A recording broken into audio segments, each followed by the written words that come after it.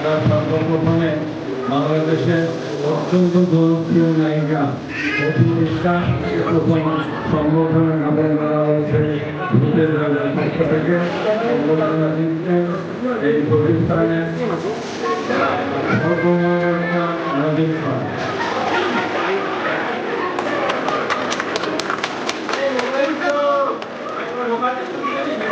এবারে পুষ্পস্তব দিয়ে তাদের সংগঠনের মাঝে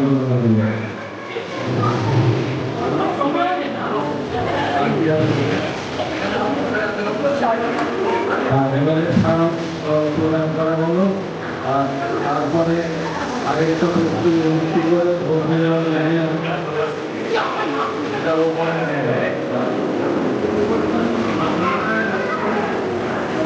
আমাদের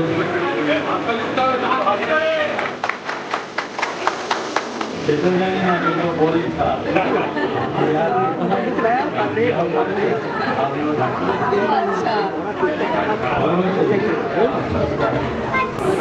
ছায়াগ্রামী গো ঠাকুরকে এবার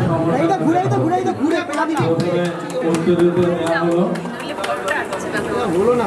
তারপরে পুষ্পস্তবক দিয়ে সংবর্ধনের জ্ঞাপন করছেন প্রতিষ্ঠানের রাজীব পাল।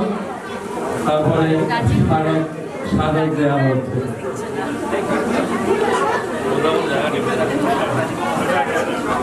আর তারপরে একটা মেমেন্টো দেওয়া হচ্ছে। এটা আজকের এই অনুষ্ঠান থেকে স্মরণীয় করে রাখছে।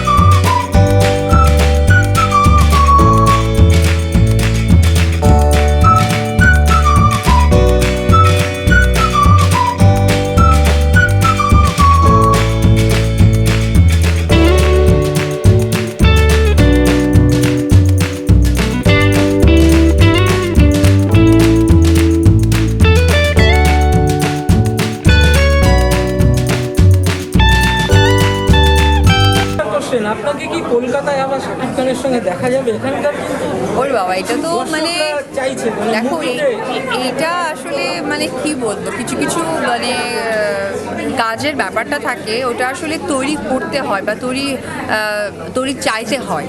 সো ওই জায়গা থেকে আমি এই ব্যাপারে কিছু এই মুহূর্তে বলতে পারবো না। তবে যদি কোনো প্রযোজনা সংস্থা বা ওরকমভাবে কেউ আমাদের গল্প সব কিছু মিলে যায়, যাকে বলে ব্যাটে বলে মিলে যায়, তখন হয়তো কাজ।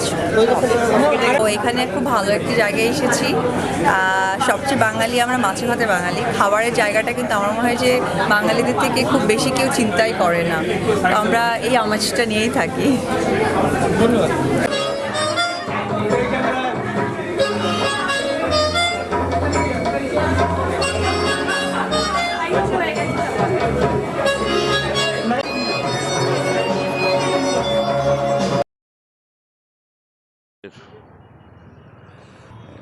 এইটা হচ্ছে ভূতের রাজা দিলবরের 10 নম্বর আউটলেট। এটার নাম হচ্ছে আমলকি রাজার দরবার।